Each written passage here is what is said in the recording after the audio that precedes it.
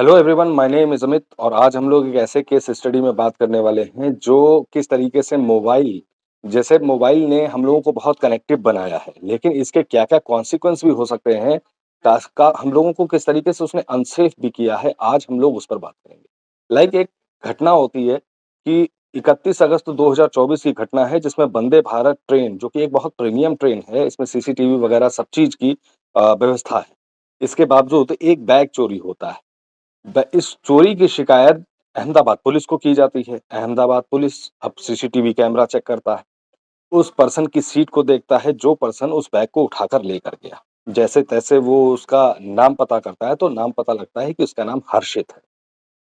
फिर और इन्वेस्टिगेशन करती है तो उसमें उसका मोबाइल नंबर वगैरह भी पता लगता है। अब अहमदाबाद पुलिस उसको कॉल करती है।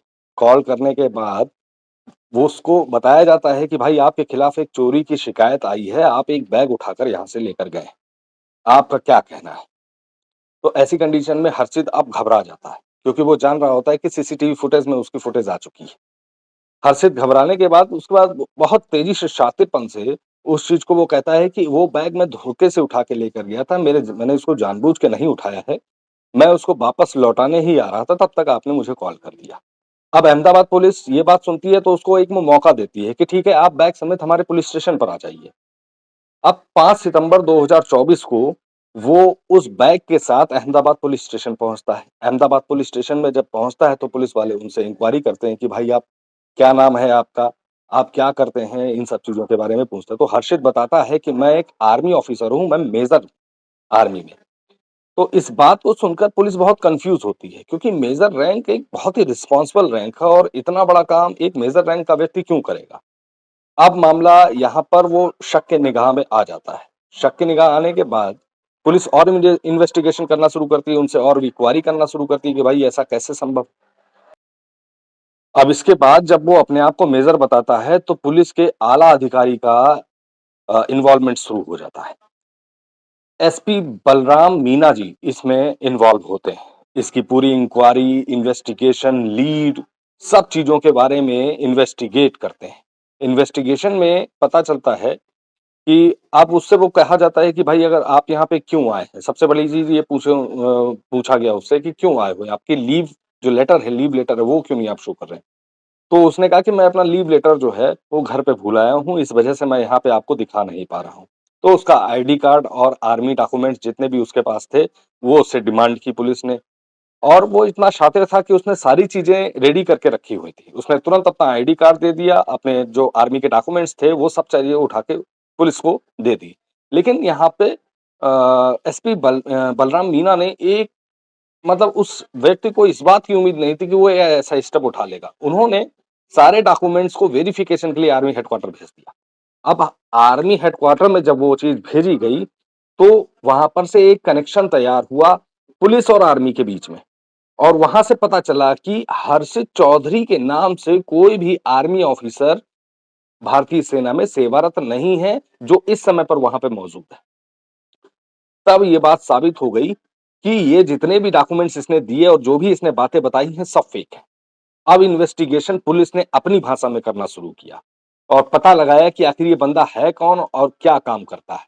तो पता चलता है कि इसका नाम है मोहम्मद शहबाज मुश्ताक अली खान। यानी ये मोहम्मद शहबाज मुश्ताक अली खान जो अपने आप को इंडियन आर्मी का मेजर बताता है। फिर इसकी और भी इंक्वायरी करना शुरू हुई।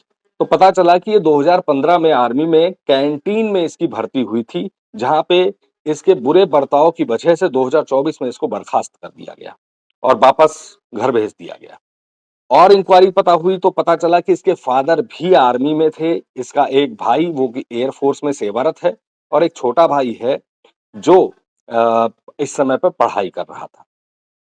सारे सूत्रों को इन्होंने मिलाया। इसके बाद पुलिस ने और भी गहराई से जब इन्वेस्टिगेशन किया तो पता चला कि यूपी के अलीगढ़ का रहने वाला है और साथ ही इसने जो आर्मी के डॉक्यूमेंट्स जितने भी उसने जो पाए हैं, वो एक राजस्थान के एक व्यक्ति थे हर्षित जाधौन, उनके आधार कार्ड से पाए।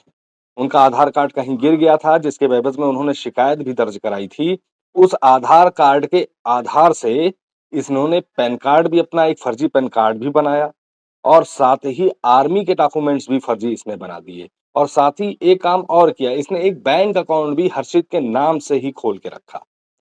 अब जब ये सारी चीज़ें खुल-खुल के सामने आना शुरू हो गई, तो पुलिस को पता चल गया कि ये कोई छोटा-मोटा आदमी नहीं है, ये कोई शातिर अपराधी है, जिसने ये सारा खेल रचा हुआ है। अब इसके फ़ोन और इन सब चीज़ों को ज़ब्त किया गया और इस पर अपनी ट्रैकिंग शुरू की गई, इस पर अब इंक्वायरी करना शुरू की। जब पुलिस वालों ने इंक्वायरी करना शुरू की कि ये क्या किसी गैंग वगैरह से जुड़ा हुआ है या फिर ये इस तरीके का कोई मेंटली कोई ऑफेंडर है, क्या है इस तरीके? तो पता चला कि सबसे ज़्यादा जो ये टाइम अपने मोबाइल में दे रहा है, वो शादी डॉट कॉम पर दे रहा है।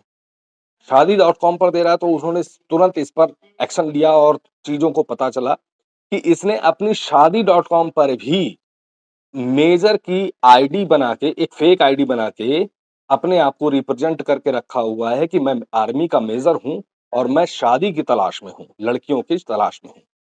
ठीक है? शादी करने के लिए। अब शादी करने के लिए जब लड़कियों की तलाश में इसने अपना प्रोफ़ाइल शादी डॉट कॉम पर बनाया और मेजर रैंक पर बनाया तो बहुत ही सक्सेसफुल रहा। काफ़ी लोगों ने इसको अप्रोच किया, काफ़ी लड़कियों ने इसको अप्रोच किया। तो टोटल इन्वेस्टिगेशन हुई, इन्वेस्टिगेशन में पता चला कि लगभग 128 लड़कियों से इसने कनेक्शन बनाया था, 128 लड़कियों से, जिसमें कि 40 लड़कियों के साथ इसने ठगी की थी और उनको ब्लैकमेल करके उनसे पैसा मँगाया था और उनमें से 14 लड़कियों के साथ ये फिजिकल रिलेशन में भी रहा है। तो जब ये सब चीज़ें पता चली, तो पुलिस ने अब इसके अकाउंट के बारे में जानकारी लेना शुरू करी। जब अकाउंट के बारे में जानकारी लेना शुरू करी, तो फर्जी नाम से जो हर्षित के नाम से अकाउंट बना के उसने रखा था, उसमें 50 लाख रुपए थे और साथ ही एक हिंदू लड़की के साथ इसने शादी करके रखी हुई थी, वो भी हिंदू बनकर। शहबाज इतना शातिर था कि उसकी किसी भी हरकत से आस-पड़ोस के लोगों को तक ये नहीं पता था कि ये मुस्लिम है। ठीक है? लेकिन वो इतने शातिर तरीके से उसने काम किया, हिंदू बन के एक हिंदू रीति-रिवाज से एक हिंदू लड़की से शादी करी। जब अहमदाबाद पुलिस ने उस लड़की से कॉन्टैक्ट किया इसके बारे में जानने के लिए कि क्या आपको इस चीज़ की इन्फॉर्मेशन है, जो ये चीज़ बता रहा है? तो लड़की को जब ये बात पता लली चली कि जो उसका हस्बैंड है, उसने गलत तरीके से, फरेब तरीके से उससे शादी करी है और हिंदू बता के शादी की है, तो वो पूरी तरीके से टूट गई क्योंकि लगभग 1 से डेढ़ साल शादी का हो चुका था। अब क्या किया कि जब वो अपने दुःख से थोड़ा-सा उभरी, तो पुलिस वालों के पास गई, अपने लोकल थाने पे पहुँची पन्ना देवी थाना था इसका।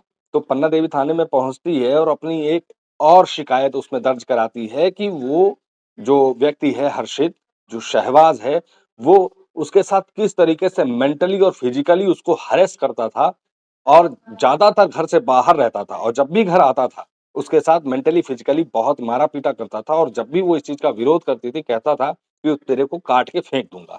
इस तरीके की एक तहरीर दी गई। तो उसके सारे इन्फॉर्मेशन निकालने के बाद इस समय पर हर्षित अहमदाबाद पुलिस की गिरफ्त में है और अहमदाबाद पुलिस इस चीज़ के लिए कह रही है, सभी लड़कियों से अपील कर रही है कि जो-जो लड़कियाँ इस शातिर अपराधी की शिकार हुई हैं, वो खुलकर सामने आएँ और इसके खिलाफ शिकायत दर्ज कराएँ। अभी फ़िलहाल ये पुलिस की कस्टडी में है, इंक्वायरी चल रही है, इन्वेस्टिगेशन चल रही है और एविडेंसेस कलेक्ट किए जा रहे हैं इसके खिलाफ। लेकिन जो हम सावधानियाँ नहीं बरतते हैं अ, अपने आप के लिए, अपनी चीज़ों के लिए, ख़ासकर इनमें पेरेंट्स का भी बहुत बड़ा रोल है, कि बच्चे क्या कर रहे हैं क्योंकि देखिए नई उम्र में बहुत सारी चीज़ें समझ में नहीं आती।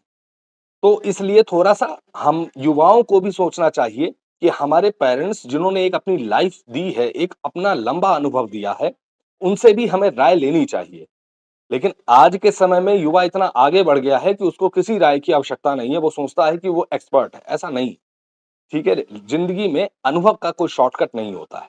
आपको अनुभव आते-आते ही आ पाता है। इससे बेहतर है आप अनुभव गेन करें, उससे पहले जिसने गेन कर रखा है उससे पूछिए।